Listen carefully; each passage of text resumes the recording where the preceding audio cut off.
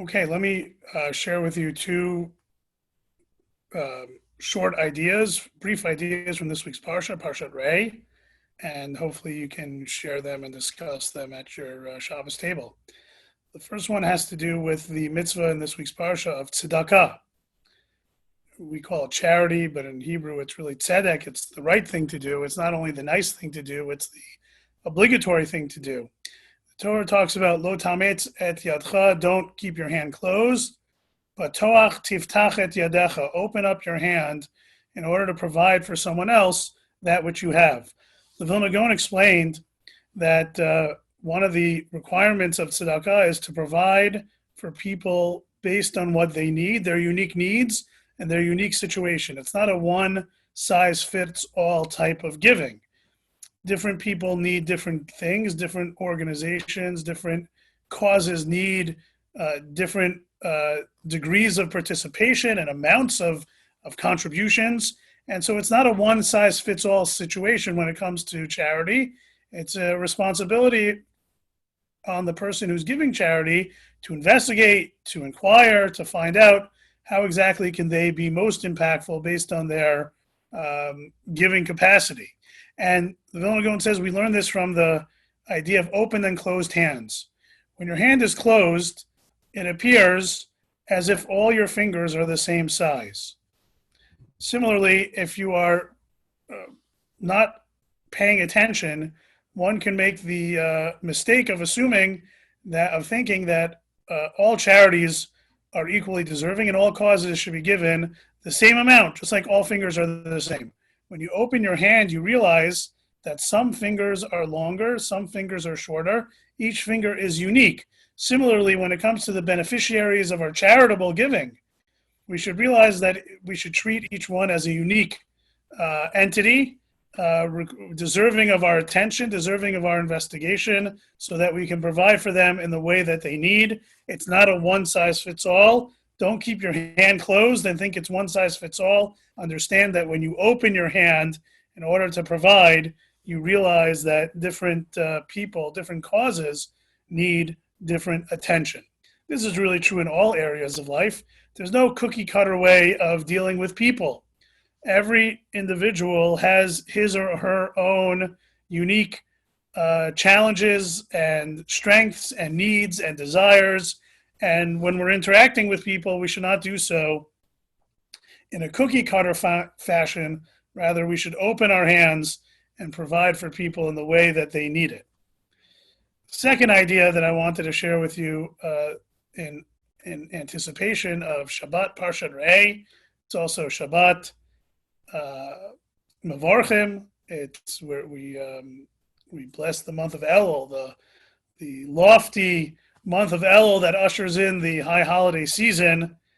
So I wanted to share with you an idea from this week's Parsha from the Panovich Rav, who points out that when it comes to describing the location in which the holidays will be observed and the location in which the Mizbeach will be set up in Eretz Yisrael, in this week's Parsha, it never uses the name Yerushalayim.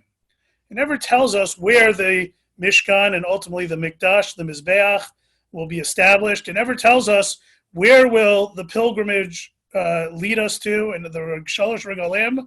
We go by foot to travel to celebrate these holidays in a centralized location. Nowhere does it tell us where that location is precisely. Instead, it utilizes a term, L'shichno tidreshu uvata shama. Seek God's presence and come there. Uvata shama, come there. Parshat Reeh, chapter 12, verse 5. And so why is it that we're not told precisely where the Beit HaMikdash will be? How come we're not told where Shama is? We know where it is. It's Har HaMoriah. We know about Har HaMoriah yet from the times of Avram and Yitzchak and Akedat Yitzchak. So why is that not clearly stated and delineated, the location of God's presence in its most imminently felt experience, namely Yerushalayim? Why is that name not explicitly mentioned here in Parshat Reeh? Panovich Rav contrasts the ambiguity surrounding the location of the Shama, of where the Mizbeach will be, of where we're supposed to go, in contrast to the directions given concerning the Arei Miklat, the cities of refuge. When it comes to the cities of refuge, it's the location where accidental murderers would have to flee as part of their rehabilitation, as part of their incarceration, in order to protect themselves from any vengeful relatives of the victim of the accidental murder. And as part of that description of these Arei Miklat, these cities of refuge, the Torah says, Tachin lacha haderech, prepare the way, which the Talmud understands that there are meant to be clear signs, like road signs, clearly delineating where you can find the Ir Miklat. Kind of like we were just on the Florida Turnpike, and they have very clear signs as to when the next rest stop will be. And to warn you, if you don't get off at this rest stop, you'll have to go another 45 miles before you get to the next rest stop, et cetera, et cetera. So to clearly demarcate where these Irei Miklat, in every junction on the road, it was needed to have a sign telling travelers where they could find the Ir Miklat. And so, whereas when it comes to the Ir Miklat, we clearly delineate the location of where those cities of refuge are. When it comes to Yerushalayim, we're more ambiguous about it. There's no signs leading to Jerusalem, at least according to the Torah, and we're not even told exactly where it is. L'shichno tidrushu, look for it, uvata shama, and then you'll get there. So the Panovitcher Rav explains as follows: that the accidental murder in flight is running away due to safety concerns, and as a result, he should not need to stop and ask for directions because he's an accidental murderer. He did something that perhaps was not completely his fault, but nonetheless, there was some degree of culpability and negligence on his part. And so therefore, it's embarrassing. He's in a, he doesn't want everyone to know that he's an accidental murderer, that he's looking for an Ir Miklat. And so we help him get to his destination by providing clearly demarcated and delineated signage so that he does not have to stop and speak with people. Furthermore, the Panovitcher Rav says, if the accidental murderer had to stop and ask for directions to the Ir Miklat, it would desensitize those other people to the taking of lives. Every day, imagine every day the gas station gets a request, where's the Ir Miklat? Where's the Ir Miklat? After a while, he'd be like, it seems like everyone's taking people's lives, albeit by accident.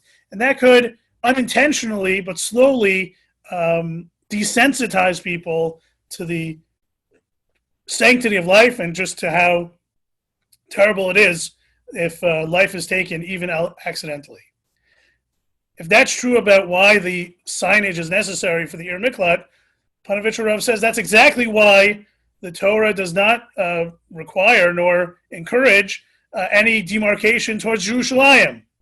In fact, what the Torah wants us to do is that those who are going on pilgrimage, those who are going to offer a korban toda, korban chagiga, whatever the korban is, the Torah wants those individuals to stop and talk about their travel, about where they're going and why they're going. To tell people, we're going to Yerushalayim, we're going to bring a korban toda in thanksgiving to God for what he has provided for us, for saving us, whatever the case may be. In so doing, the person will become proud of their effort, their spiritual efforts that they're taking in their journey to Jerusalem, to the Mizbeach, to the Beit HaMikdash, and will also inspire all those around them. Oh, look who's going to Yerushalayim. Maybe I should go. Look who's bringing a korban. Maybe I should do that, etc., encouraging and creating what I like to call the positive peer pressure. We often talk about negative peer pressure, but there's often the idea of positive peer pressure, and that's what's cultivated and fostered as a result of there being no signs to Jerusalem. You want to get there, you got to ask. And when you ask, you become proud of what you're doing, you become more strengthened in your efforts, and others will give you strength and be inspired by you as well. Lechazek ulehitchazek, to inspire yourself and to inspire those around you. And I would say that this is the lesson for us today. We may not be traveling far. Those who are not citizens of Israel can't even get on a plane to Eretz Yisrael and Yerushalayim, unfortunately, at this time, just to visit as a tourist. However, the message, l'shichno tidrashu vatashama, that when it came to spiritual pursuits, don't make it easy. Ask, publicize, inspire yourself, inspire others. Critically important lesson for us, especially as we enter into this high holiday season, beginning with Oshova. And so may we keep this message in mind, of being part of type of positive